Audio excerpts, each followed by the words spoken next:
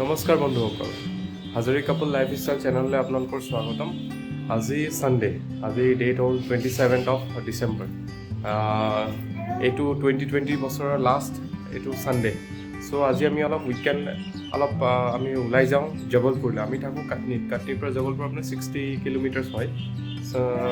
তাৰপিছত আৰু আমি মন্দিৰ যাম তাতে, আৰু এটা ভেড়াঘাটত ব'টিং কৰিম, আৰু সময় পালে আমি আৰু টাউন চিটিত মানে জবলপুৰ টাউনত অলপ কিছুমান মন্দিৰ আছে, যদি পাওঁ যাওঁ। আৰু আশা কৰোঁ যে আপোনালোকে আমাৰ ভিডিঅ'বোৰ চাই সুখী হ'ব আৰু মানে জবলপুৰখন উপভোগ কৰিব পাৰিব। কেনেকুৱা মধ্যপ্ৰদেশ, চেণ্ট্ৰেল ইণ্ডিয়াখন কেনেকুৱা মানে আমি সেইটো আপোনালোকক দেখাব বিচাৰোঁ। আৰু এতিয়া আমি আমাৰ যাত্ৰা আৰম্ভ কৰিম। যিহেতু আমি তিনিজন, মোৰ পত্নী আৰু ভানী, আমাৰ ছোৱালী তাই। তাৰপিছত আৰু আমি বাইকত যাম। এতিয়া আমাৰ পাওঁগৈ 1.5 ঘণ্টা লাগিব। গৈ পাই আপোনালোকক তাৰে চিনেৰীবোৰ কেনেকুৱা, কি প্ৰাকৃতিক সৌন্দৰ্যবোৰ আপোনালোকক দেখাম।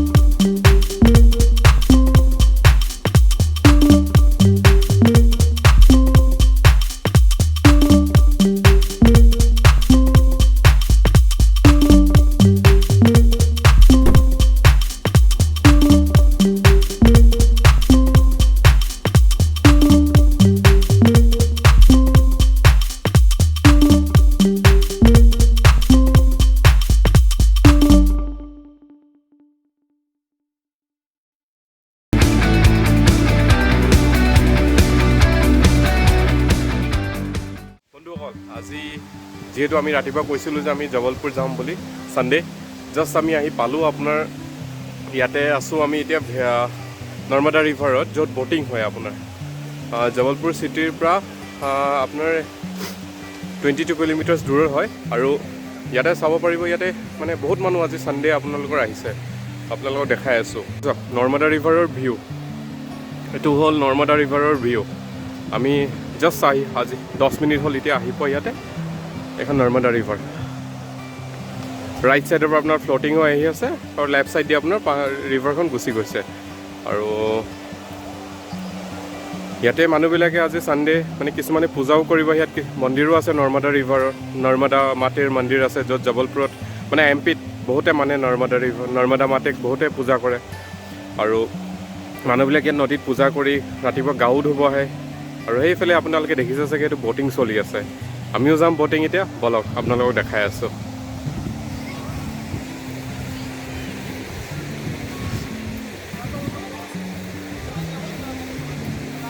বহুত ফেমিলিজ আহিছে ইয়াতে ফুৰিবলৈ ছানডে, চবেই উইকেণ্ড। ইয়াতে যিমান মানুহ থাকে, এজন বন্ধু চিগাৰেট জ্বলাই আছে। স্মকিং ইজ ইনজুৰিয়াছ টু হেল্থ, তথাপিতো খায় আৰু কি ক'ব আৰু, উপায়তো নাই, মানুহবিলাকে বুজি নাপায় যদি।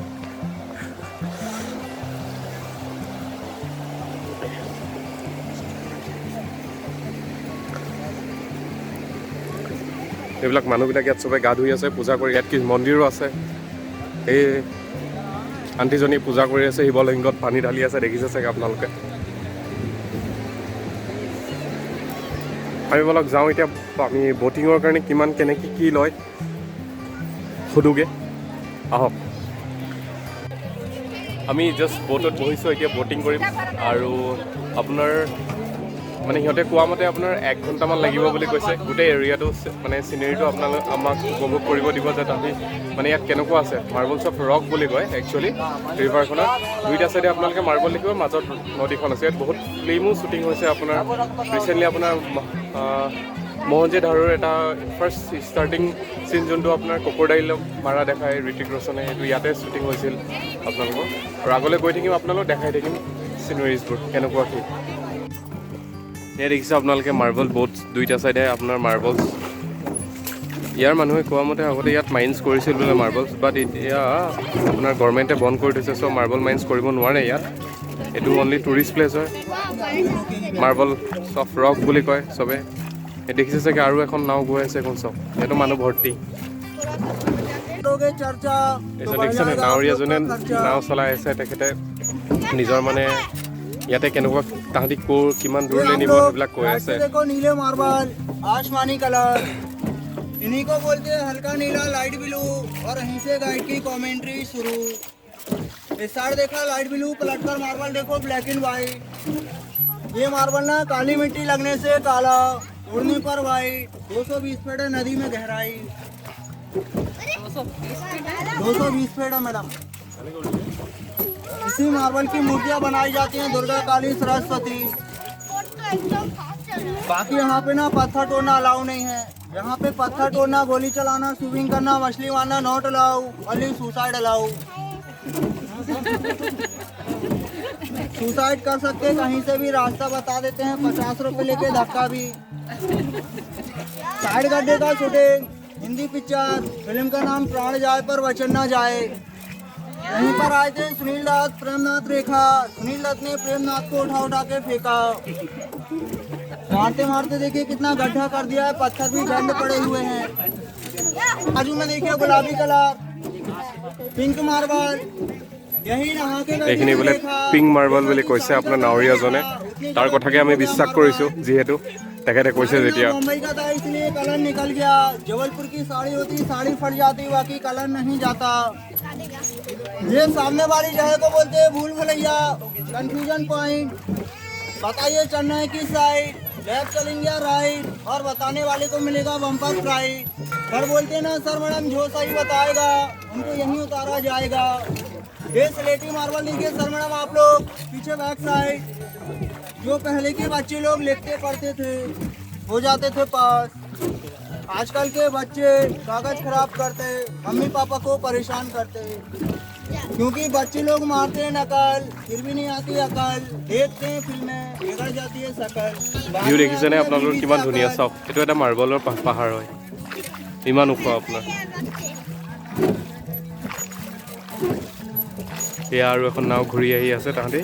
ये गोल्डन मार्बल देखिए आप लोग। এইটো বোলে গল্ডেন মাৰ্বল বোলে।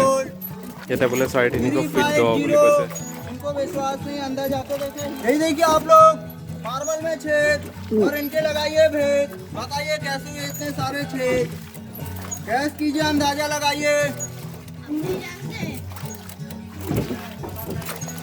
ये जो सर मैडम कच्चा वाला मार्बल है ना, वो पानी की मार से निकल गया है, इसलिए गड्ढे गड्ढे हैं। क्योंकि जितना दिख रहा है वाइट, उतना पहुंचता है बरसातों में पानी का हाइट। 4 महीने एकदम टाइट। अभी घुमा रहे बोट से, बरसात में आगे लाएंगे पहाड़ी रोड से। ये बोटिंग 15 दिन से बंद हो जाता है, अक्टूबर में चालू होता है। আপোনালোকে আহিলে 15 জুনৰ পৰা অক্টোবৰ ভিতৰত আহিলেহে আপোনালোকে ব'টিঙৰ উপভোগটো কৰিব পাৰিব। মানে আপোনাৰ নাৱৰীয়াজনে কোৱা মতে মানে অক্টোবৰৰ পৰা 15 জুনলৈকে আপোনাৰ বন্ধ হৈ থাকে ব'টিং, কাৰণ পানী বহুত হয় বোলে। এই ওপৰলৈকে পাহাৰটো যোনটো দেখিছে আপোনালোকে, এইটো ডুবি যায় বোলে। মাৰ্বলবিলাক গোটেইবিলাক ডুবি যায় বোলে, বহুত ওপৰলৈকে পানী হয় বুলি কৈছে।